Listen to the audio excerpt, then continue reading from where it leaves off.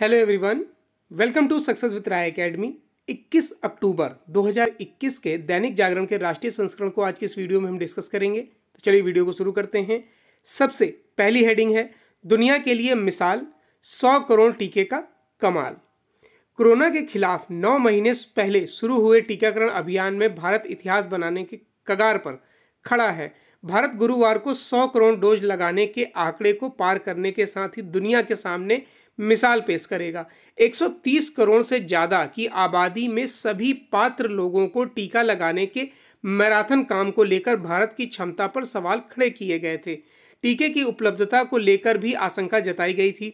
वक्त के साथ भारत न सिर्फ इन सभी आशंकाओं को झुठलाते हुए अपने नागरिकों को टीके का सुरक्षा कवच उपलब्ध कराने की राह पर तेजी से आगे बढ़ रहा है, बल्कि अब 1 अरब डोज लगाने के मील के पत्थर को पार करने की दहलीज पर खड़ा है।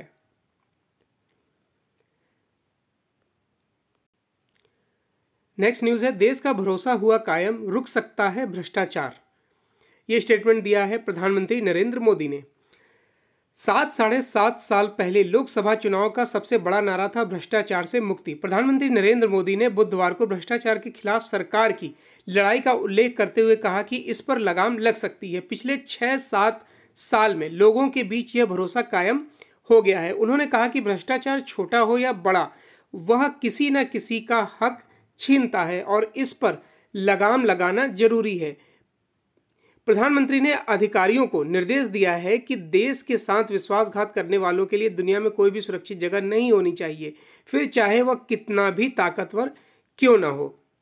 गुजरात के केवड़िया में केंद्रीय सतर्कता आयोग यानी कि सीवीसी और केंद्रीय जांच ब्यूरो की बैठक को वर्चुअली संबोधित करते हुए प्रधानमंत्री नरेंद्र मोदी ने पिछले 6-7 साल में भ्रष्टाचार को खत्म करने के लिए देश में भरोसा कायम करने में मिली सफलता का जिक्र करते हुए कहा कि आगे यह लड़ाई और भी मजबूत होगी। उन्होंने पिछली सरकार पर भ्रष्टाचार के खिलाफ लड़ाई में इच्छा शक्ति की कमी का आरोप लगाया था, लेकिन यह भी साफ कर दिया था कि उनकी सरकार में भ्रष्टाचार पर प्रहार करने की इच्छा शक्ति भी है और इसके लिए प्रशासनिक सुधार का जज्बा भी। उन्होंने आज़ादी के अमृत महोत्सव काल में देश को भ्रष्टाचार से मुक्त बनाने और इसके लिए तकनीक के इस्तेमाल की जरूरत बताई। नेक्स्ट न्यूज है कि भारत इजराइल रणनीतिक सहयोग नए स्तर पर ले जाने को तैयार। विदेश मंत्री एस जयशंकर ने बुधवार को इजराइल के राष्ट्रपति और प्रधानमंत्री से मिलकर द्विपक्षीय संबंधों का क्षेत्र बढ़ाने, रणनीतिक सहयोग को नए स्तर पर ले जाने और अंतर्राष्ट्रीय स्थितियों पर चर्चा की है। इस बातचीत में दोनों देश अपने संबंधों को नई ऊंचाइयों पर ले जाने को सहमत दिखे। जयशंकर इजराइल की 5 दिनों की यात्रा पर हैं। बुधवार को भारतीय विदेश मंत्री ने इजरायली प्रधानमंत्री नाफ्ताली बेनेट से मुलाकात की, प्रधानमंत्री नरेंद्र मोदी का शुभकामना संदेश दिया और पहली विदेश यात्रा पर उन्हें भारत आने का निमंत्रण दिया। बेनेट कुछ महीने पहले ही इजराइल के प्रधानमंत्री बने हैं। प्रधानमंत्री बेनेट ने द्विपक्षीय संबंधों के विकास में मोदी और जयशंकर के व्यक्तिगत प्रयासों की प्रशंसा की है और इसके लिए उनका आभार भी जताया है। इजरायली प्रधानमंत्री के मीडिया सलाहकार के अनुसार मुलाकात में घनिष्ठ मैत्री संबंधों की बुनियाद पर दोनों देशों के रणनीतिक सहयोग को अगले स्तर पर ले जाने की सहमति बनी है। प्रधानमंत्री बेनेट ने कहा कि इजराइल के लोग भारत से प्यार करते हैं, हम भारत को बहुत अच्छे मित्र के रूप में देखते हैं। नेक्स्ट न्यूज है, अब सभी अनाथ बच्चों को मिलेगा आयुष्मान योजना का लाभ। प्रधानमंत्री जन आरोग्य योजना के सीईओ आरएस शर्मा ने कहा कि अब सभी अनाथ बच्चों को आयुष्मान योजना का लाभ मिलेगा। मरीजों को दवा खरीदने के लिए ई-रुपए का वाउचर दिया जाएगा। बुधवार को वह रांची में योजना की समीक्षा कर रहे थे। आरएस शर्मा ने कहा कि योजना को बेहतर बनाने की दिशा में काम किया जा रहा है ताकि राज्य के लाभों को अस्पतालों में बेहतर इलाज की सुविधा मिल सके। इससे अनाथ बच्चों को भी अब आयुष्मान भारत योजना के लाभ से जोड़ने की तैयारी शुरू कर दी गई है। अभी तक कोरोना काल में अनाथ बच्चों को ही लाभ देने की कवायद शुरू की गई थी। अब सभी अनाथ बच्चे इस योजना के दायरे में होंगे। उन्होंने आयुष्मान योजना के तहत इलाज में रांची की तारीफ करते हुए कहा कि ऐसा काम सभी राज्यों में होना चाहिए। उन्होंने कहा कि उन राज्यों के अस्पतालों को भी आयुष्मान योजना से जोड़ा जाएगा जिनके यहाँ यह योजना लागू नहीं हो पाई है। इसमें पड़ोसी राज्य बंगाल और उड़ीसा के अस्पताल शामिल किए जाएंगे। नेक्स्ट पेज है बिजनेस पेज। बिजनेस पेज में पहली न्यूज़ है कि महंगे कच्चे तेल से आर्थिक रिकवरी होगी प्रभावित। पेट्रोलियम और प्राकृतिक गैस मंत्री हरदीप सिंह पुरी ने तेल उत्पादक देशों से कहा है कि अगर अंतर्राष्ट्रीय बाजार में कच्चे तेल से पेट्रोलियम उत्पाद महंगे होते रहे तो इसका असर वैश्विक अर्थव्यवस्था की रिकवरी पर होगा। वहीं पेट्रोलियम सचिव तरुण कपूर ने तेल उत्पादक देशों से कच्चा तेल का उत्पादन करने का आग्रह किया ताकि अंतर्राष्ट्रीय बाजार में कीमतें काबू में रहें। गुरुवार को सेरावीक की तरफ से आयोजित इंडिया एनर्जी फोरम की बैठक को संबोधित करते हुए पेट्रोलियम मंत्री ने कहा कि अगर कच्चे तेल की कीमतें यूं ही उच्च स्तर पर बनी रहीं तो इसका असर वैश्विक रिकवरी पर भी होगा। भारत के कच्चे तेल के आयात का बिल चालू वित्त वर्ष की पहली तिमाही में 24 अरब डॉलर रहा, जबकि पिछले वित्त वर्ष की पहली तिमाही में यह 8 अरब डॉलर था। नेक्स्ट है 4 वर्षों में तैयार हो जाएगी 32 औद्योगिक परियोजनाएं।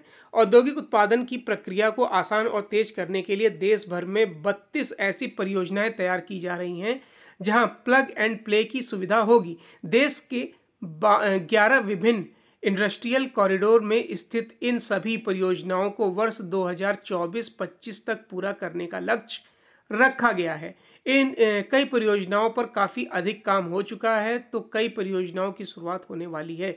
प्लग एंड प्ले की सुविधा होने से नए और छोटे उद्यमियों के लिए उत्पादन शुरू करना काफ़ी आसान हो जाता है क्योंकि उन्हें एक ही जगह पर सभी सुविधाओं से लैस तैयार अवस्था में मैन्युफैक्चरिंग यूनिट मिलती है।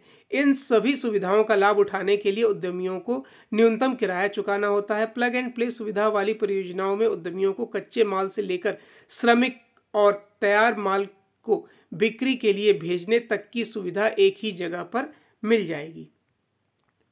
नेक्स्ट न्यूज़ है कि देश में ईंधन में देश को आत्मनिर्भर बनाना लक्ष्य। पेट्रोल डीजल की बढ़ती कीमतों के बीच प्रधानमंत्री नरेंद्र मोदी ने वैश्विक तेल व गैस कंपनियों को भारत में तेल और प्राकृतिक गैस की खोज करने के लिए आमंत्रित किया है। उन्होंने कहा कि इसका उद्देश्य देश को तेल और गैस क्षेत्र में आत्मनिर्भर बनाना है।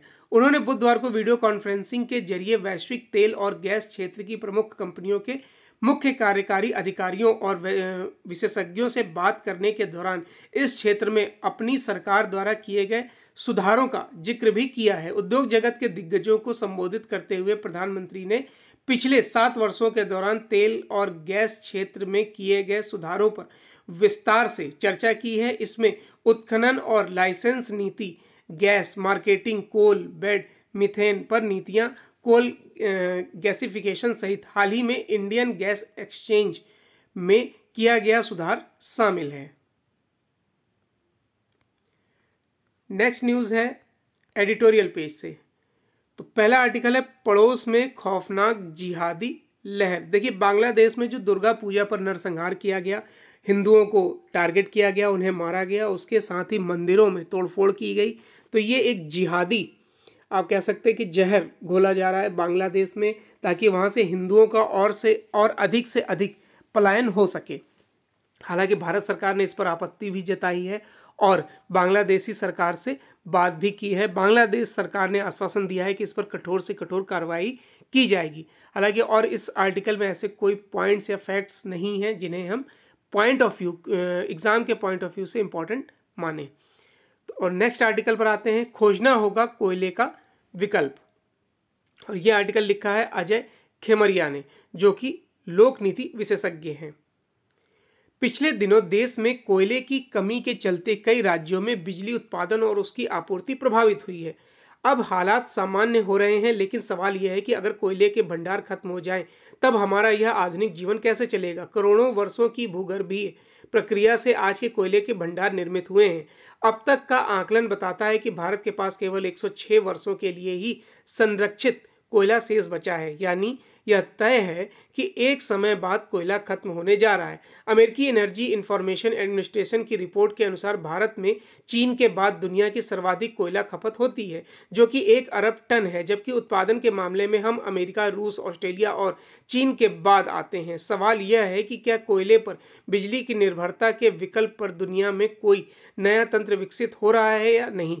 प्रधानमंत्री नरेंद्र मोदी ने नवीकरणीय ऊर्जा स्रोतों को लेकर वैश्विक पहल की है। 2015 में भारत ने 100 देशों का एक सौर गठबंधन बनाने की घोषणा की थी। इसका उद्देश्य एक ओर सौर ऊर्जा के हिसाब से धनी, यानी कि जिन देशों में अधिक धूप आती है, 102 देशों को एक मंच पर लाना और अंतर्राष्ट्रीय सौर बाजार को आगे बढ़ाना, तो दूसरी तरफ भारत में भी सौर ऊर्जा के उत्पादन में उल्लेखनीय बढ़ोतरी करना है। आज भारत की कुल ऊर्जा उत्पादन क्षमता में करीब 36% अक्षय ऊर्जा यानी सौर, पवन और जल की हिस्सेदारी है। बीते 7 वर्षों के दौरान यह 2.5 गुना बढ़ी है। इसमें सौर ऊर्जा की हिस्सेदारी तो 13 गुना तक बढ़ी है। सरकार का दावा है कि 2030 तक भारत में अक्षय ऊर्जा की भागीदारी 40% और 2035 तक 60% हो जाएगी। भारत में औसतन 300 दिन सूरज प्रखरता के साथ प्रकाशमान रहता है। 1 मेगावाट सौर बिजली उत्पादन के लिए 3 हेक्टेयर समतल भूमि चाहिए। ऐसे में भारत के पास इन क्षेत्र में विपुल संभावनाएं हैं। मोदी सरकार ने इस शाश्वत ऊर्जा भंडार को देश की ऊर्जा जरूरतों से जोड़कर जो लक्ष्य तय किया है, वे सुनियोजित रणनीति और इच्छा शक्ति से हासिल किए जा सकते हैं। बुनियादी सवाल यह है कि प्रधानमंत्री मोदी जिस वैकल्पिक ऊर्जा पर भारत को खड़ा करना चाहते हैं, वह वाकई उतना आसान है क्या? लक्ष्य के अनुरूप सौर ऊर्जा उत्पादन के लिए जरूरी निवेश और तकनीकी अभी भी एक कठिन चुनौती है। 1 मेगावाट सौर ऊर्जा उत्पादन पर अभी 4.5 करोड़ रुपए की लागत आ रही है। इसलिए 2030 तक लक्ष्य के अनुसार 26,000 मेगावाट का अर्थ है 1.19 लाख करोड़ रुपए का वार्षिक निवेश। हालांकि सौर ऊर्जा को बढ़ावा देने के लिए सरकार ने कई नीतिगत कदम भी उठाए हैं, लेकिन उनके वांछित नतीजों का अभी इंतजार है, क्योंकि उसके लिए आवश्यक उपकरण भारत में नहीं बन पा रहे हैं। 2020 में ही $2.5 अरब मूल्य के उपकरण हमने आयात किए हैं। चीन पर उपकरणों की निर्भरता अभी भी हमारे लक्ष्य का डरावना पक्ष है। मैसाचुसेट्स इंस्टीट्यूट ऑफ टेक्नोलॉजी यानी कि MIT की एक रिपोर्ट बताती है कि 2050 तक दुनिया में ऊर्जा की मांग 3 गुना बढ़ जाएगी। भारत जैसे विकासशील देश में यह मांग इतनी तेजी से बढ़ेगी कि मौजूदा तंत्र के माध्यम से पूरा किया जाना असंभव हो जाएगा। अभी हमारी बिजली का 50% से अधिक हिस्सा कोयला आधारित तापीय संयंत्रों से आता है। इसमें 29% की भागीदारी नवीकरणीय ऊर्जा, 2% परमाणु ऊर्जा और 1% गैस आधारित ऊर्जा की हिस्सेदारी है। कोयले से बनने वाली बिजली सौर से 14% सस्ती होती है, लेकिन उच्च गुणवत्ता का अधिकांश कोयला हमें अभी भी आयात करना होता है। इसलिए बेहतर होगा कि सरकार नवीकरणीय ऊर्जा, खासकर सौर ऊर्जा के साथ परमाणु बिजली के लिए भी नीतिगत उपाय करे। तीसरा आर्टिकल है अमरिंदर की पार्टी। देखिए, कैप्टन अमरिंदर सिंह जो कांग्रेस के पार्टी के हैं और पंजाब के मुख्यमंत्री थे, उन्होंने अब नई पार्टी बनाने का ऐलान किया है, जो कांग्रेस के लिए एक सिरदर्द बन गया है। ये आर्टिकल हमारे लिए इम्पोर्टेंट नहीं है। नेक्स्ट पेज पर आते हैं। नेक्स्ट न्यूज़ है कि IMF की प्रमुख अर्थशास्त्री गीता गोपीनाथ छोड़ेंगी नौकरी, लौटेंगी हार्वर्ड। अंतर्राष्ट्रीय मुद्रा कोष की प्रमुख अर्थशास्त्री गीता गोपीनाथ अपना पद छोड़ने वाली हैं। IMF की ओर से कहा गया है कि वह अगले साल जनवरी में अपना पद छोड़ देंगी। इसके बाद गोपीनाथ फिर हार्वर्ड विश्वविद्यालय के अर्थशास्त्र विभाग में शिक्षण कार्य में वापस लौटेंगी। दरअसल हार्वर्ड ने भारतीय अमेरिकी नागरिक गीता गोपीनाथ की छुट्टी को 1 साल के लिए बढ़ा दिया था। इसी के चलते वह 3 साल तक IMF में काम कर सकी। भारत के मैसूर में जन्मी गीता IMF से जुड़ने से पहले हार्वर्ड यूनिवर्सिटी में अंतर्राष्ट्रीय अध्ययन और अर्थशास्त्र की प्रोफेसर थी। 49 वर्षीय गीता IMF प्रमुख के पद पर पहुंचने वाली पहली महिला हैं। इसके अलावा RBI के पूर्व गवर्नर रघुराम राजन के बाद IMF में इस पद पर पहुंचने वाली गीता दूसरी भारतीय हैं। मिस्र में पहली बार एक साथ 100 महिलाएं बनी जज। मिस्र के मुख्य न्यायिक निकायों में से एक स्टेट काउंसिल में पहली बार 100 महिलाओं को जज नियुक्त किया गया है। न्यायपालिका क्षेत्र में महिलाओं को सशक्त बनाने की योजना के तहत मिस्र के राष्ट्रपति अब्देल फतह अल सीसी ने मार्च में स्टेट काउंसिल में विशेष रूप से महिला जजों को नियुक्त करने के निर्देश दिए थे। समाचार एजेंसी सिन्हुआ की रिपोर्ट के मुताबिक स्टेट काउंसिल में महिला सदस्यों के पहले बैच में सहायक सलाहकार के रूप में 48 जज और उप परामर्शदाता के रूप में 50 जजों को शामिल किया गया है। तो ये आज का यानी कि 21 अक्टूबर 2021 का दैनिक जागरण का राष्ट्रीय संस्करण था। आई होप आपको वीडियो अच्छा लगा होगा। अगर वीडियो अच्छा लगा हो तो लाइक और शेयर कर दीजिएगा। वीडियो देखने के लिए धन्यवाद।